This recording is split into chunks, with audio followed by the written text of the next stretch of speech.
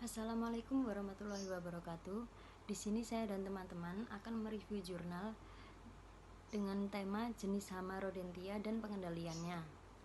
Anggota dari kelompok kami yaitu yang pertama ada Disya Kurningtyas NPM 18,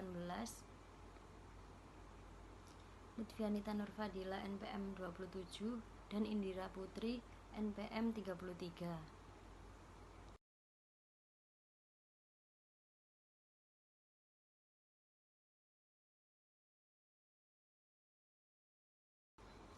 Di sini saya akan mereview jurnal yang berjudul Hewan Pengerat atau Mamalia Rodentia, yaitu menggerogoti tanaman dan pilihan untuk pengendalian hama terpadu di lapangan.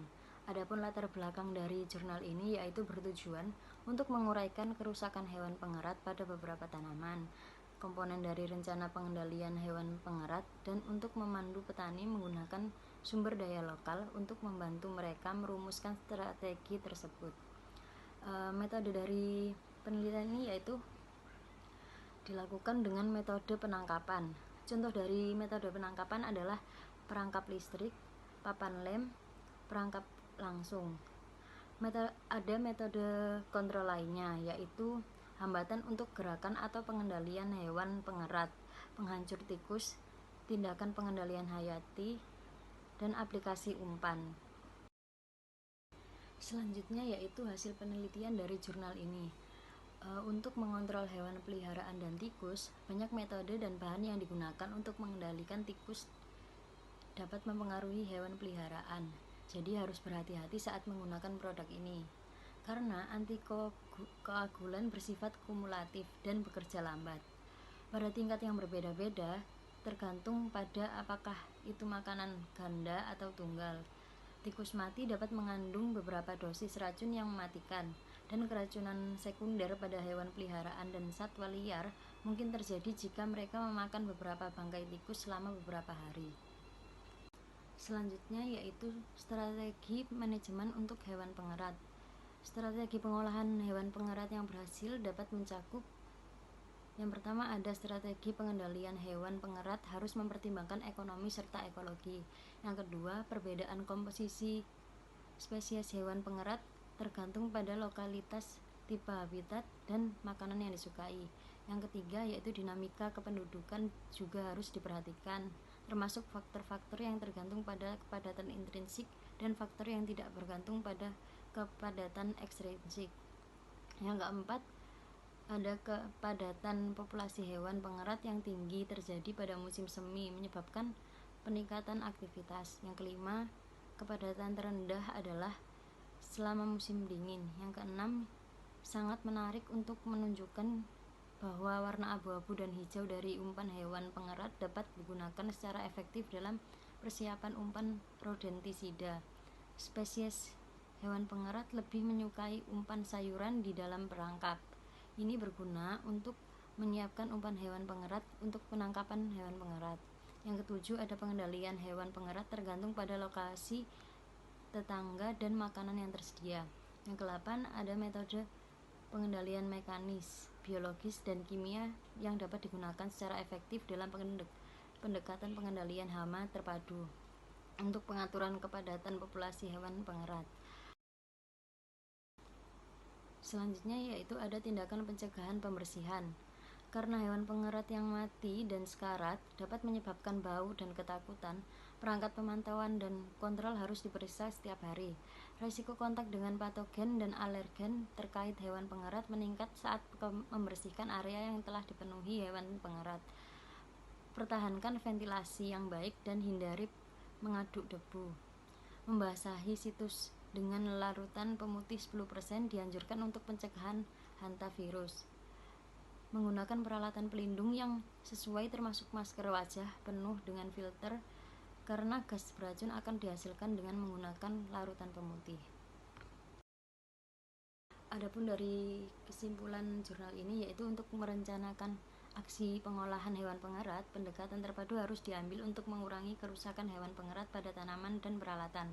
Rencana ini harus dilibatkan pengurangan habitat yang dapat diterima untuk hewan pengerat yang dekat dengan lapangan dan mungkin melibatkan perangkap atau keracunan untuk pengendalian populasi aktif. Pengolahan populasi hewan pengerat di lahan pertanian umumnya termasuk dalam modifikasi dan pengucilan habitat untuk mengurangi tekanan populasi. Praktik pemasangan saluran infus yang tepat, kontrol biologis, penggunaan repelen untuk pencegahan invasi, dan melindungi peralatan dan kategori permusnahan. Ada jurnal yang berjudul The Rodents, Knowing Way on Soil Grains and Option for the Integrated Pest Management in Storage, di mana latar belakang dari tujuan penelitian ini itu untuk mengetahui cara agar dapat mencegah masuknya hewan pengerat dan menanggapi tanda-tanda aktivitas hewan pengerat dan cara pengendaliannya, di mana metode yang digunakan yaitu pengendalian hewan pengerat dilakukan dengan mengidentifikasi lokasi, mengukur ruang lingkup investasi, penggunaan perangkap dan umpan, menentukan rute atau jalur yang akan dilalui, serta menempatkan perangkap atau umpan yang sesuai, di mana menentukan penyebab dan tindakan perbaikan untuk mencegah investasi lebih lanjut. Hasil penelitian dari jurnal ini yang pertama yaitu masuknya hewan pengerat yang masuk ke dalam gedung dan penggunaan perangkap yang digunakan dapat mengidentifikasi spesies hewan, tempat tinggalnya, dan ukuran dari populasi mereka. Sanitasi juga merupakan hal yang mendasar yang penting untuk dilakukan agar hewan pengerat yang telah hilang ini tidak kembali masuk ke gedung. Untuk konstruksi gedung penyimpanan perlu diperhatikan di mana tempat atau lokasi yang memiliki lubang atau akses yang dapat dilewati hewan pengerat sebaiknya ditutup agar dapat mencegah masuknya hewan pengerat ke dalam gedung atau tempat penyimpanan. Kemudian ketika hewan pengerat yang ada di dalam gedung itu dalam jumlah yang banyak, maka penggunaan rodentisida atau toksin pestisida digunakan dengan campuran atraktan atau makanan sebagai umpan agar hewan pengerat dapat mati karena telah memakan umpan beracun tersebut. Dalam peletakan umpan pun perlu diperuntukkan strategi, di mana umpan sebaiknya diletakkan di jalur yang dilewati hewan pengerat atau pada tempat-tempat yang dicurigai sebagai sarang dari hewan pengerat tersebut. Dalam penggunaan pestisida ini biasanya dapat menimbulkan risiko produk kontaminasi atau risiko terhadap kesehatan pengguna dan terhadap lingkungan, di mana untuk alasan ini penggunaan pestisida itu harus menjadi pilihan terakhir dan pemanfaatannya itu benar-benar memenuhi persyaratan undang-undang sehingga dapat mengurangi paparan yang tidak disengaja terhadap populasi manusia. Selanjutnya yaitu kesimpulan, hewan pengerat ini dapat menyebabkan kerusakan pada biji-bijian, bahkan pada barang-barang yang ada dalam tempat penyimpanan. Maka perlu diperhatikan titik-titik lokasi yang berpotensi menjadi akses hewan pengerat tersebut untuk masuk. Kebersihan tempat penyimpanan perlu diperhatikan.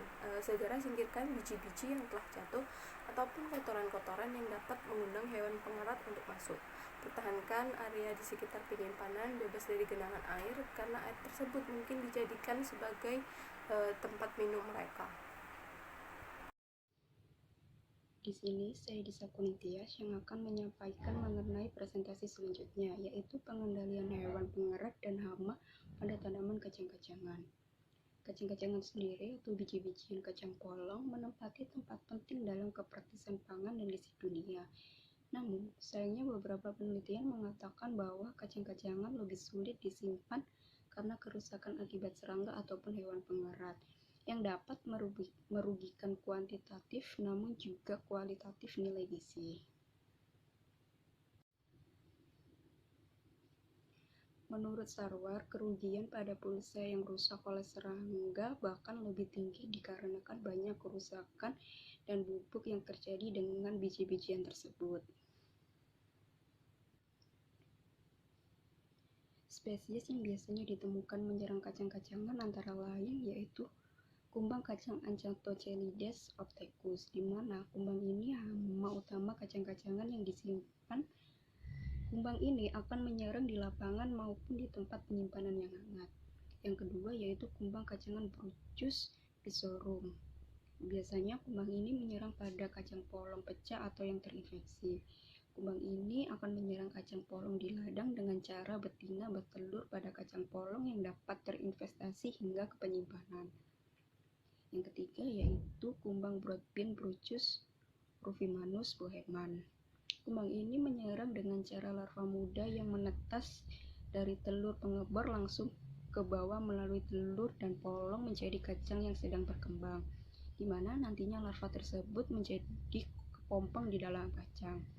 Yang keempat yaitu kumbang purcit, di mana kumbang purcit ini adalah masalah hama utama tersebar luas dan meningkat dari industri biji-bijian yang disimpan dan investasi. Mereka lebih buruk. Purcit paling sering tidak terdeteksi sampai benih telah disimpan untuk jangka waktu yang wajar, misalnya lebih dari 3 bulan. Purcit bertanggung jawab untuk menyebabkan sebagian besar investasi pada kacang-kacangan kering di toko.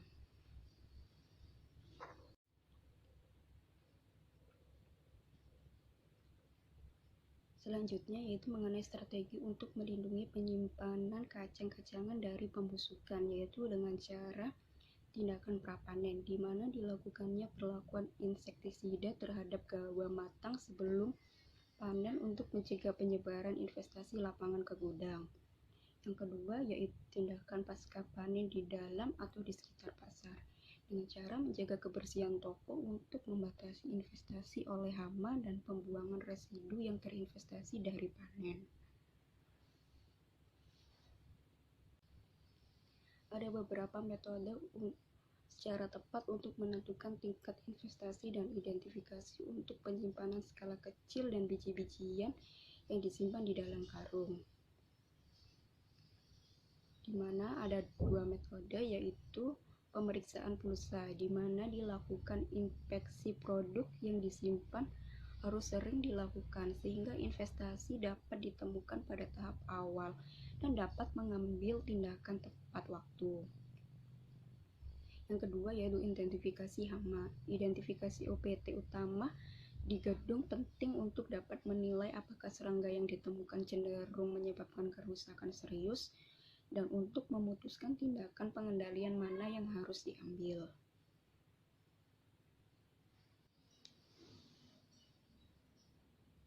Dan selanjutnya yaitu mengenai pengendalian hewan pengerat, di mana terdapat berbagai cara yang dapat dilakukan. Salah satunya yaitu mengenai teknik umpan in burrow yang telah dilakukan oleh Aakan dan kawan-kawan pada tahun 2012 yang lalu. Dalam penelitian ini dilakukan dengan menggunakan formulasi umpan yang berbeda dari antikoagulen dan rodentisida akut, di mana dalam penelitian ini menggunakan 5 perlakuan yang berbeda dengan satu sebagai kontrol atau sebagai referensi, yang nantinya akan disebar di 5 titik lokasi.